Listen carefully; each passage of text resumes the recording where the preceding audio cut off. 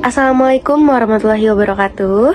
Halo semuanya, perkenalkan nama saya Widi Triandri dan rekan-rekan saya yaitu Naila Aura Ramadhani, Nuriana Amila Putri, dan Paulina Gokasi Sitanggang.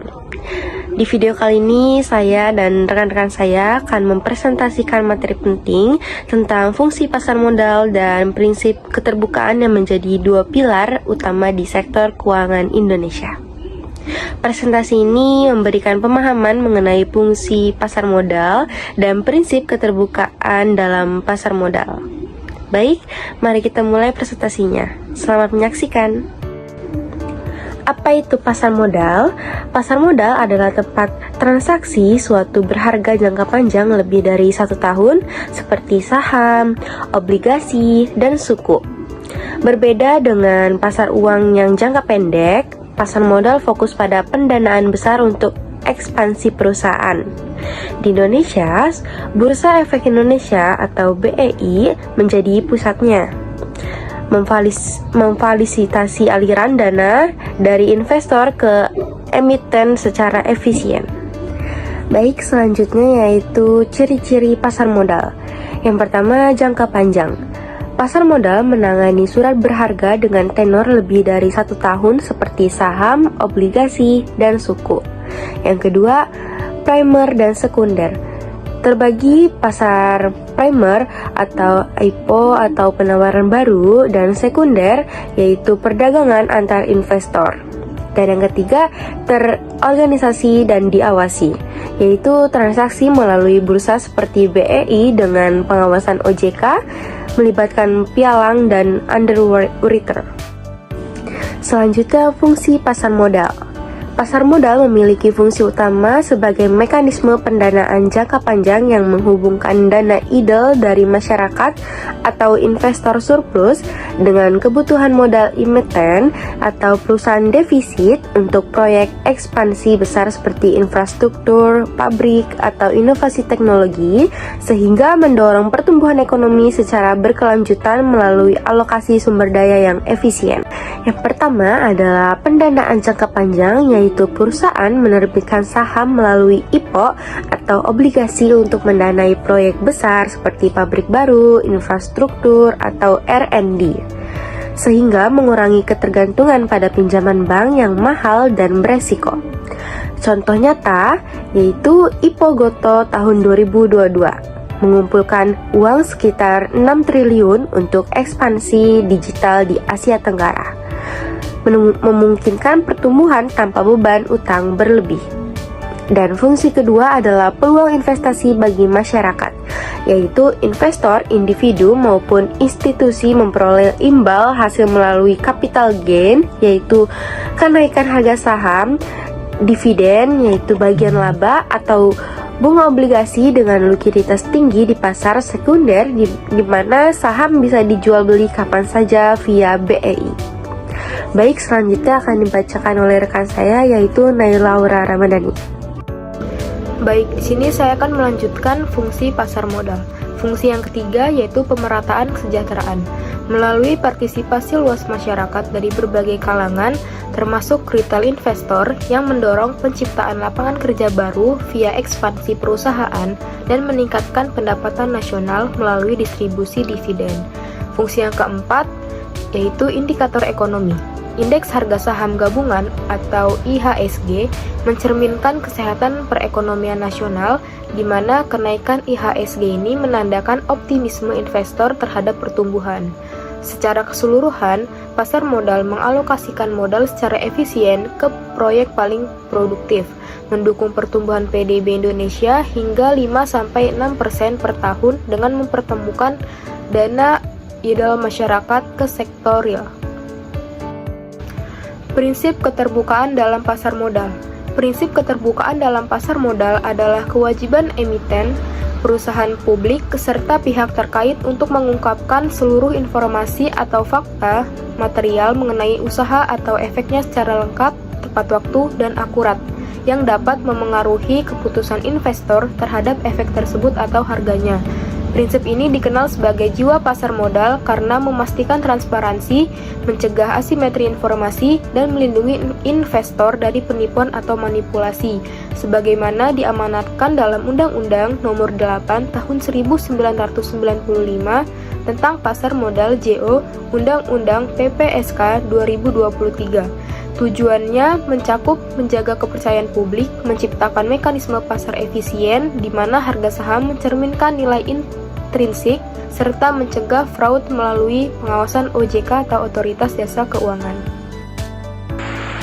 Ruang lingkup prinsip keterbukaan. Prinsip keterbukaan mencakup kewajiban emiten, perusahaan publik, anggota bursa, dan pihak terkait untuk mengungkapkan informasi material yang dapat mempengaruhi keputusan investasi atau harga efek, meliputi kondisi keuangan operasional, aksi korporasi, resiko, dan konflik kepentingan.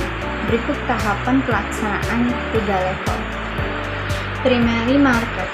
Pengungkapan via prospektur IPO yang detail mencakup profit bisnis, proyeksi keuangan, risiko, dan penggunaan dana sebelum listing di BEI. Secondary market. Laporan keuangan audit tahunan atau kuartalan, laporan transaksi insider, dan informasi rutin lainnya yang dipublikasikan secara berkala. Timely disclosure. Pengumuman fakta material mendadak seperti merger, akuisisi, dividen, litigasi besar, atau perubahan kepemilikan selama lebih 5% dalam waktu 2x24 jam sejak diketahui. Manfaat dan regulasi keterbukaan. Prinsip keterbukaan memiliki 3 fungsi utama menurut Profesor Bismar Nasution. Yang pertama, menjaga kepercayaan publik agar investor yakin berpartisipasi dengan informasi lengkap akurat. Yang kedua, menciptakan mekanisme pasar efisien di mana harga saham mencerminkan nilai intrinsik perusahaan sehingga mengurangi spekulasi. Dan nomor 3, mencegah kecurangan seperti insider trading serta manipulasi harga melalui transparansi real time. Regulasi utama. Undang-Undang Nomor 8 Tahun 1995 Pasal 85 sampai 92, JO Undang-Undang PPSK Nomor 4 Tahun 2023, kewajiban emiten ungkap informasi material. Selanjutnya POJK nomor 31 /POJK 04/2008 standar laporan keuangan dan timely disclosure. POJK nomor 37 /POJK nomor 4 tahun 2020 pengecualian dan sanksi keterbukaan. Sanksi OJK denda administratif hingga 100 miliar, pencabutan izin usaha atau delisting saham. Selanjutnya ada hubungan fungsi dan keterbukaan. Prinsip keterbukaan merupakan jiwa pasar modal yang menjadi pondasi agar 4 fungsi utama pasar modal atau pendanaan jangka panjang, peluang investasi, pemerataan kesejahteraan, indikator ekonomi dapat berjalan optimal. Karena tanpa transparansi informasi material, investor kehilangan kepercayaan sehingga dana tidak mengalir ke emiten. Harga saham tidak efisien dan pasar rentan manipulasi. Berikut mekanisme hubungan. Yang pertama ada pendanaan jangka panjang. Prospektif IPO transparan tarik investor besar atau contoh Goto RP6T. Yang kedua ada peluang investasi. Timely disclosure, ciptakan likuiditas dan harga adil. Tingkatkan partisipasi retail. Yang ketiga ada pemerataan kesejahteraan. Keterbukaan lindungi investor minoritas dari fraud. Dorong inklusi. Yang keempat ada indikator ekonomi. Informasi akurat, jadikan IHSG barometer. kredibel pertumbuhan PDB. Dan di slide terakhir ada kesimpulan. Pasar modal memiliki 4 fungsi utama yang saling terkait. Pendanaan jangka panjang melalui IPO dan obligasi untuk ekspansi perusahaan tanpa ketergantungan bank. Peluang investasi bagi masyarakat via capital gain, dividen, dan bunga dengan likuiditas tinggi. Pemerataan kesejahteraan melalui partisipasi luas yang menciptakan lapangan kerja, serta distribusi kekayaan, serta peran sebagai indikator ekonomi nasional di mana IHSG mencerminkan kesehatan perekonomian dan mendukung pertumbuhan PDB 5-6% per tahun melalui alokasi modal efisien.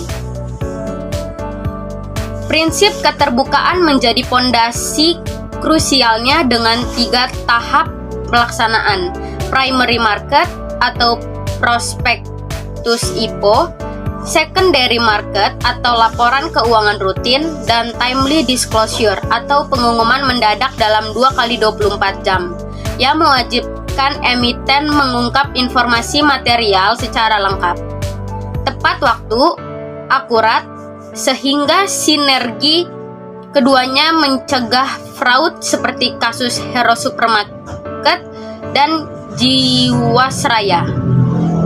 Menciptakan pasar adil di bawah regulasi OJK, Undang-Undang Nomor 8 Tahun 1995, Jo PPSK 2023, serta mendukung ekosistem inklusif dan berkelanjutan. Baik, cukup sekian presentasi dari kami. Mohon maaf apabila ada kesalahan. Terima kasih. Wassalamualaikum warahmatullahi wabarakatuh.